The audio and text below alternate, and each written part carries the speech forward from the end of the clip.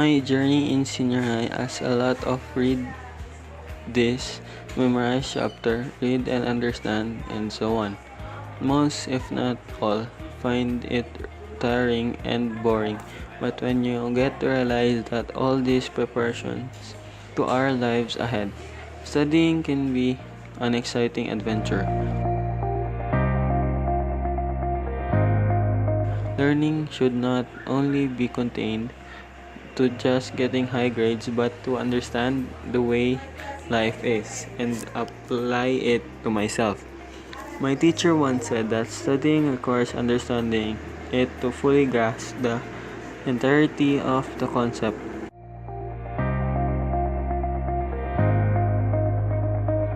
Is it necessary for me to believe everything that I need to understand, or I should believe it in order for me to fully understand it?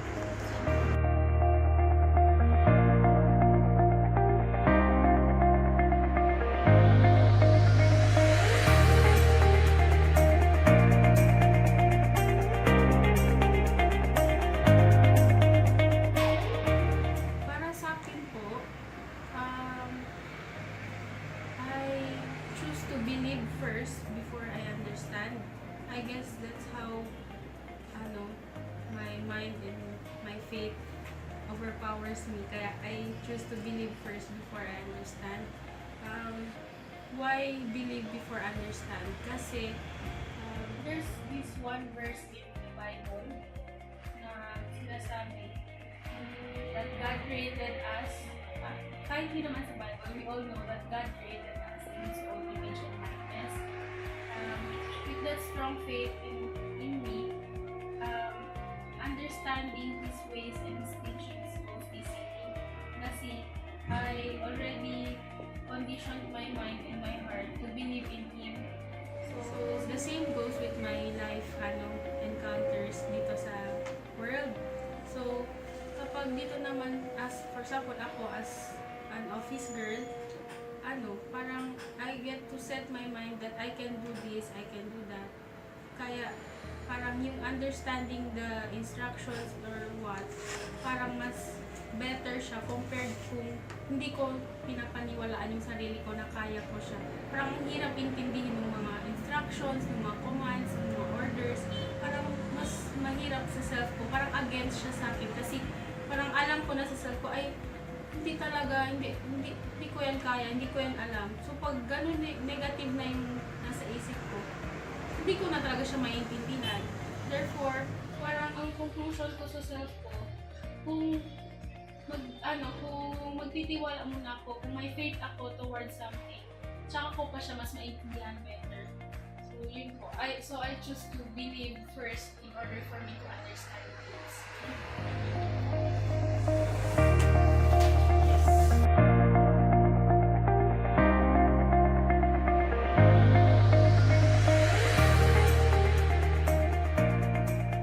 My name is Sheng, a mother of a 7-month-old, and thank you for that question.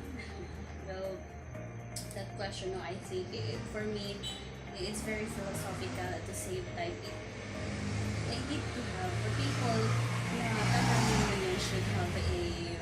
should have experiences in order for us to answer that.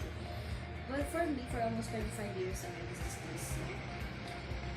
Well, before I had before my child came, I tend to see things. I tend to understand first before before I believe in particular thing. Like, for example, sasabihin na 1 plus 1 equals 2.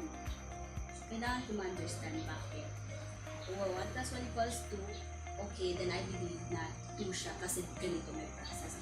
But when my child came, I realized that I came to believe in order to understand. Because understanding requires believing.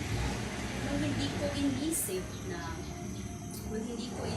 na kailangan kong tanungin ang sarili ko, kailangan kong intindihin lahat. Bakit ako nagkaroon?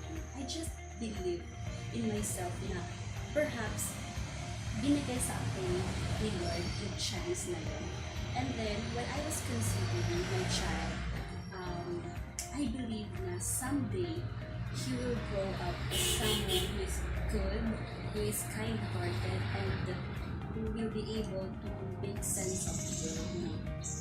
No? And that is something that I don't need understanding prior to believing. I just have to believe this will be the way things would turn out eventually. And just how I believe na God exists, even though walang evidence, no, as to why He existed in the first place.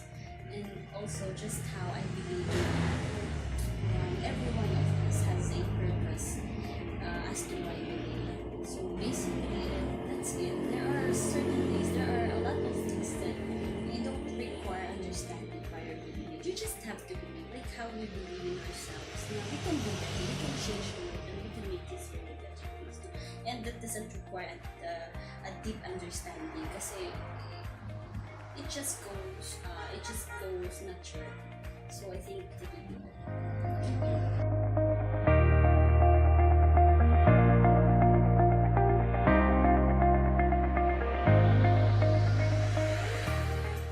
To introduce myself, I am Emil Julie Mendoza. I am working in the government in Philippine Health Insurance Corporation. At the same time, I am a certified public accountant. And in my own humble opinion, belief and understanding comes from different. I think there's a very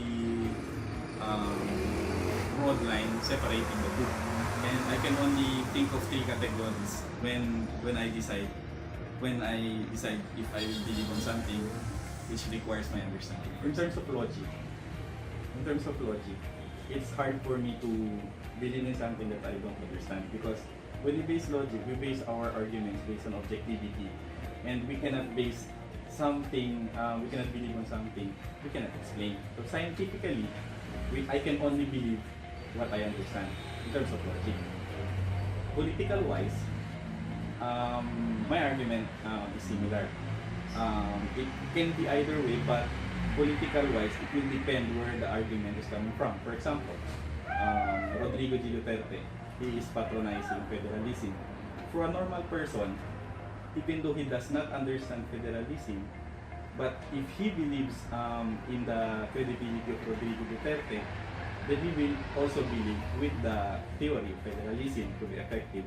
So, things may be different from different people, but to me, if the person explaining to me the credibility of something, the theory of something, there is a possibility on my part to believe, because I believe in the person who says so. Third, lastly, in terms of faith, this is different from the first two, because from the circular definition of religion in the faith, in the theological parlance, faith is deeply anchored into belief, which means we have this rooted in our customs deeply even before we were born.